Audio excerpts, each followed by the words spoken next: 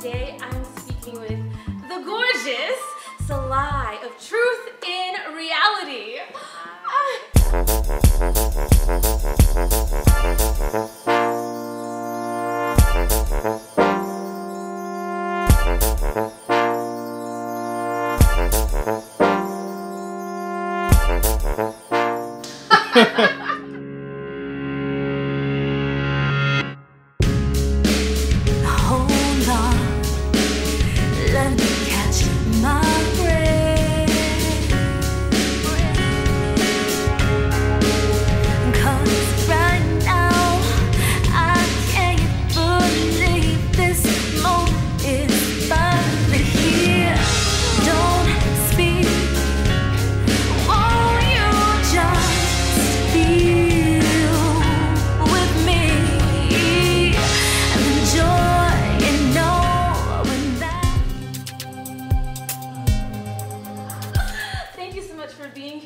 Tell me, who are you? Who's the woman? You know, I consider myself an activist first and foremost. Okay. I'm extremely passionate about women's issues, specifically domestic violence and women's empowerment. So that's pretty much where all my work revolves. I believe there's tremendous power in the media.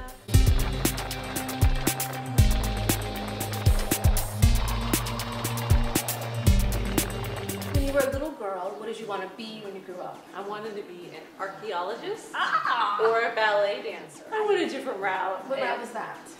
I was a young girl who grew up without a lot of self-worth, who was bullied in school, and who grew up in a predominantly white environment that told me that I was ugly, that oh my gosh, it's so fascinating to me because you're dropped dead gorgeous, and to hear that from someone that is as stunning as you, grow up feeling, having low self-esteem, low self-worth. When did you start, I guess, identifying who you really were? Think about it.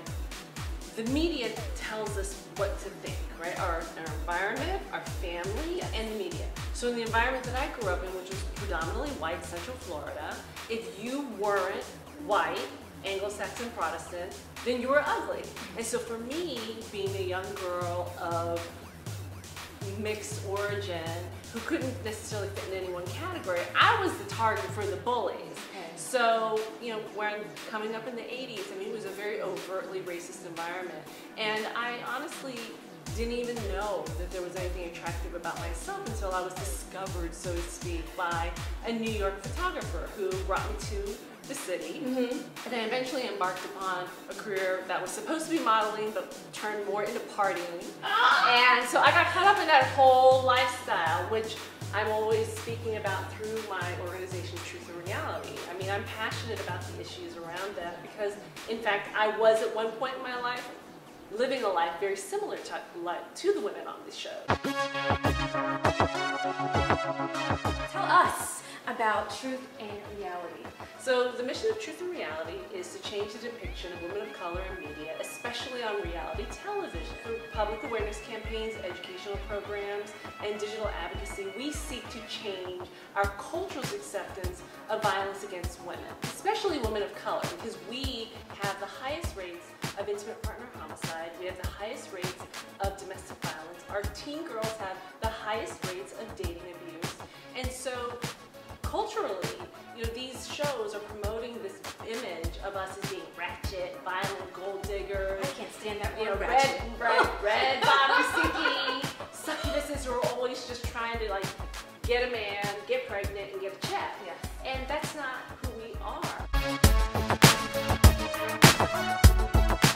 How would you define women of color? We're mothers, we're daughters, we're sisters, we're friends, we're light, we're dark, we're short, we're round, we're skinny, we're all these things. Some of us, you know, obviously are educated. Some of us are obviously not. But what the unilateral depiction that we're seeing right now is one that really limits us, and it's really harming our young girls because they think that's what they should aspire to be. In your ideal world, if you could, you know, program all the content on television, what kind of images would you want to put out there for our young girls to see? I want to see women on the come. I want to see women like you, women like my friends, who are hardworking, ambitious, who have got their hustle on, who are navigating the system and coming out on top. Olivia Pope exists with Scandal, and I love her story. But it would also be nice to have a woman who actually has a partner.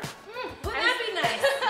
As opposed to, and all of us are just desperately clinging on to some bad man, trying to get some bad man, or walking away from good men like Olivia does, right? Yes. It would be nice to see that balance. I mean, we're not anti-reality shows.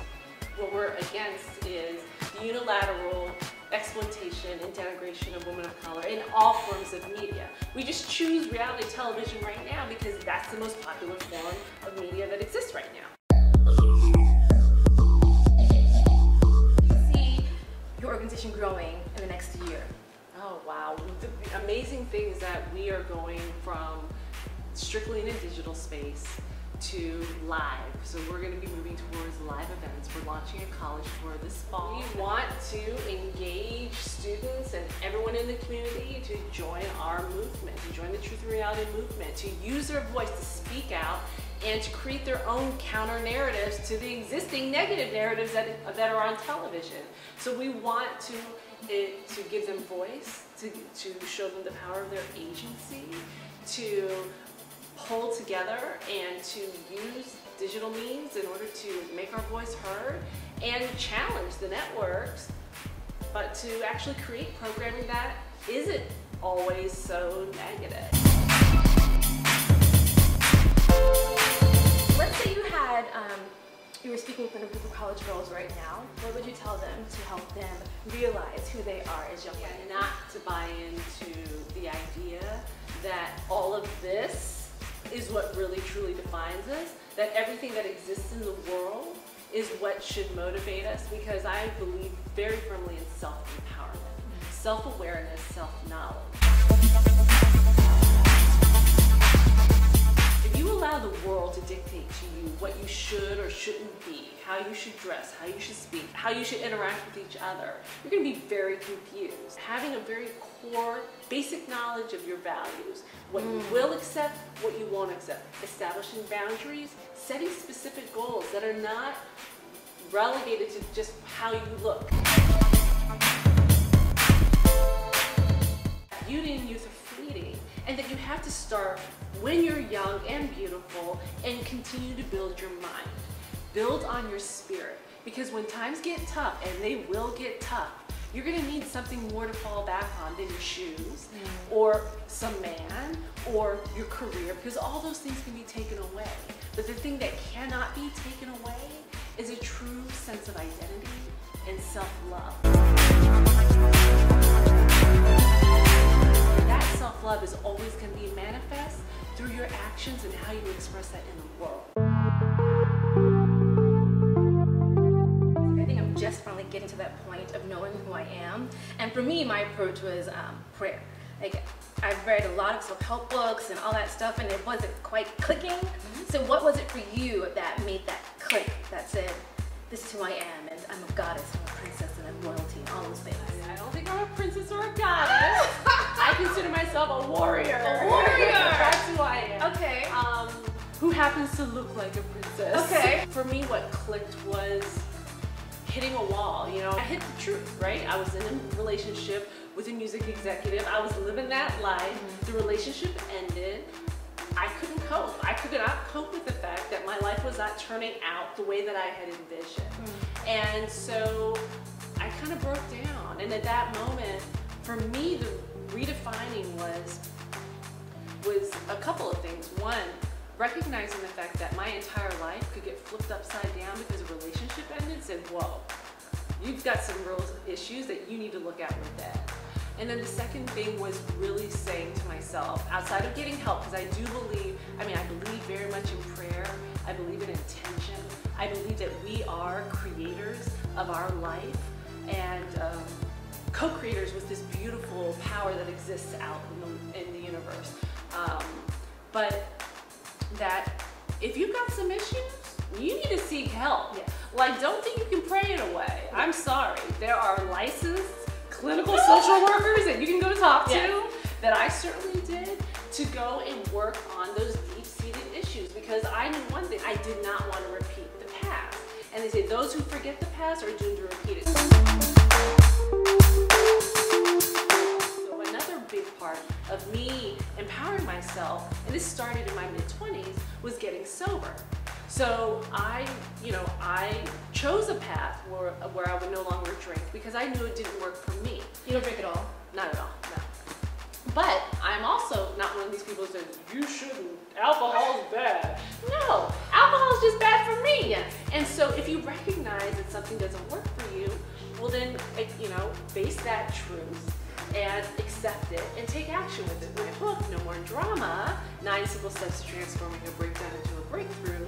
In that book, I really talk about all the stuff that we've been discussing about the need to live your life based on spiritual principles and to really be honest. Be honest about who you are, where you're at, and if something's not working, you do the work to change it because no one's going to come and save you.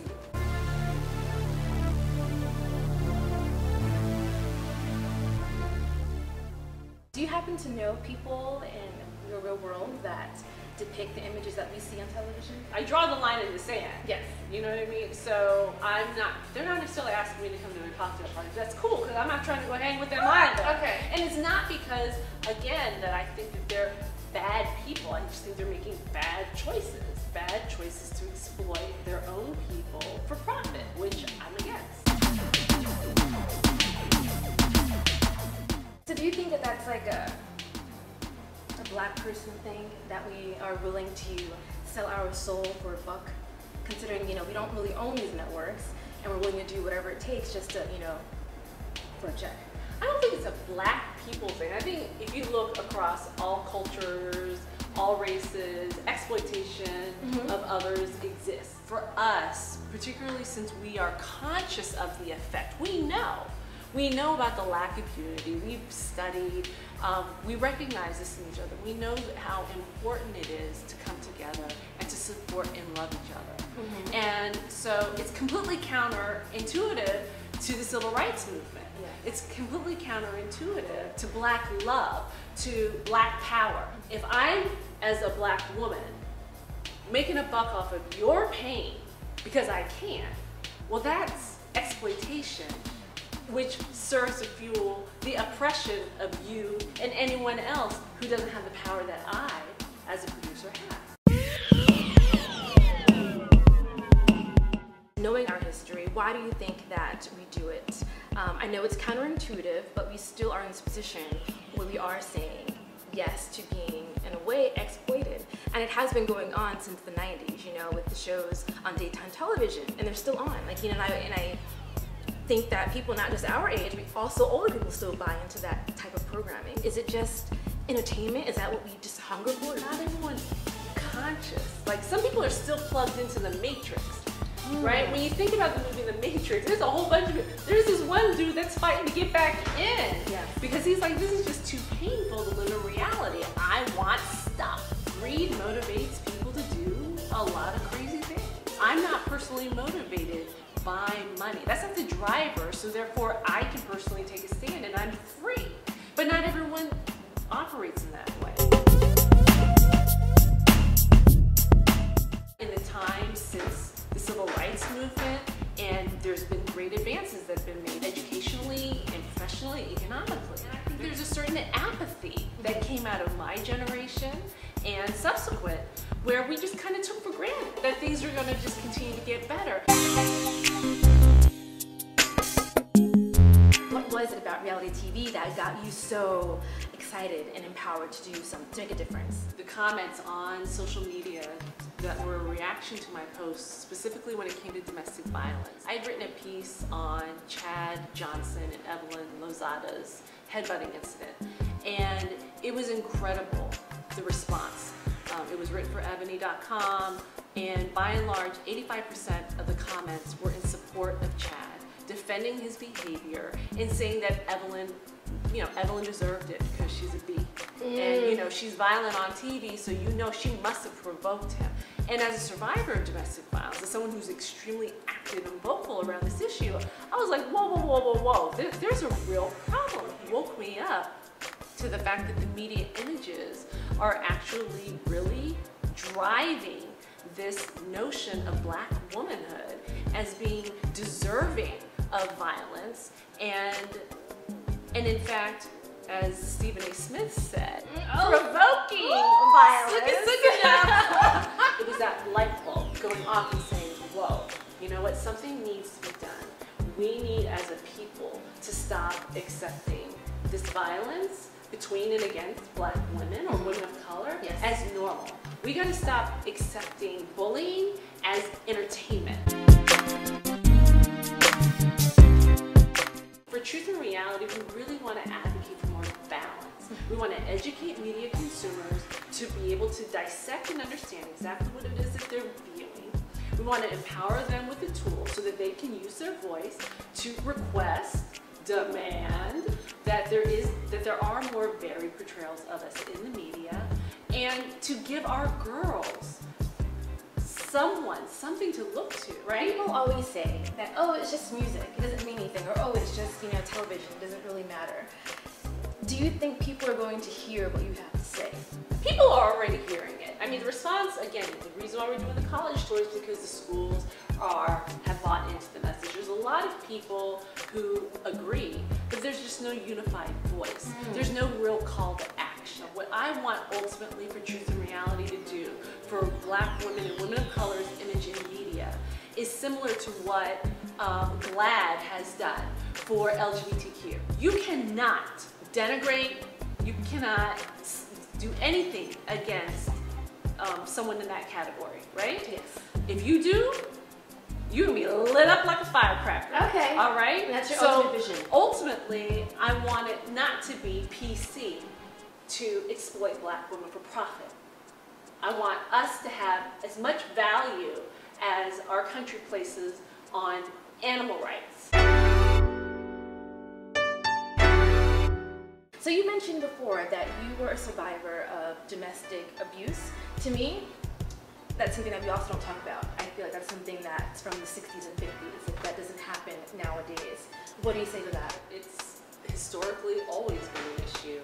We live in a patriarchal society, and in a patriarchal society where men are running things, that it exists. Actually, in matriarchal societies around the world, of which there are very few that are left, when there is gender equality, you don't have domestic violence. Actually, the rates of violence are increasing. And when you look at the media, you had mentioned earlier about, you know, people say that there's no real influence, but I mean, think about it. If there's no influence, then why would Budweiser spend $4 million during the Super Bowl to put on an ad for 30 seconds? Whenever there is a coup in a government, there's two things that happen first, right? First, you take control of the guns, the ammunition. That's the first thing, your firepower. The second thing that happens is that you take control of the media, because that is how you spread the message and the propaganda. So again, the media is one of the most, like Malcolm X said, the media is the most powerful tool in the universe. It controls the mind of the masses.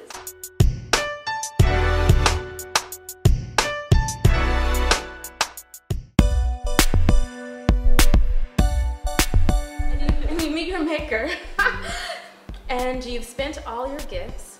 What do you want your legacy to be? This is a woman that stood in her truth. This is a woman that didn't back down. This is a woman who believed in equality for women, who saw that this was her way of trying to achieve that in our society, and that she fought to the end to try and make that happen. What can we do to support you?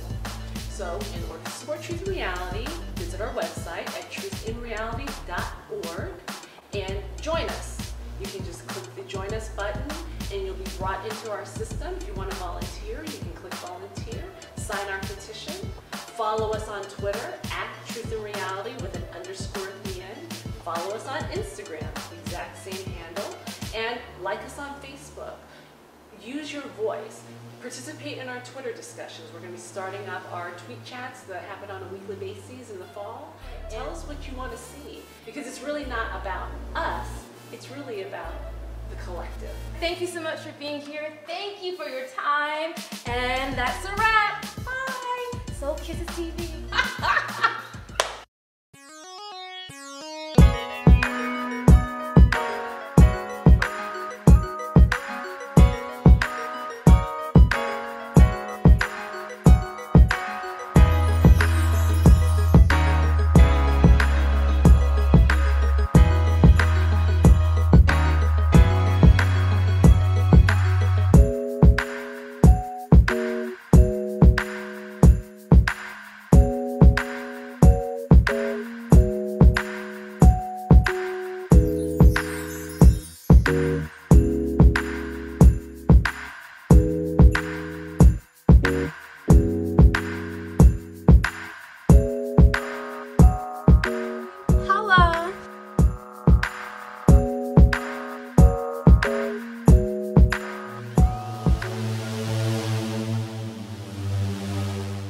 say there's a young woman that is coming of age and she's about to go to college, what advice would you give to her about who she is versus what she sees on the media? Be rooted in yourself. There's going to be a lot of temptation that exists. There's going to be a lot of craziness that goes on, but don't let yourself get sucked in.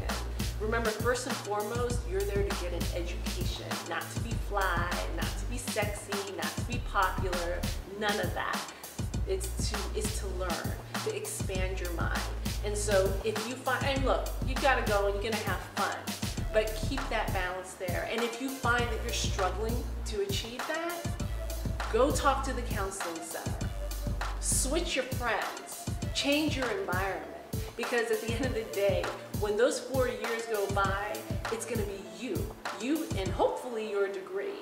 And if you don't prioritize those first and foremost, you may find yourself one of the statistics that doesn't finish college. And I can speak from personal experience that not having a college degree in this world makes it 50 times harder to achieve anything of any significance.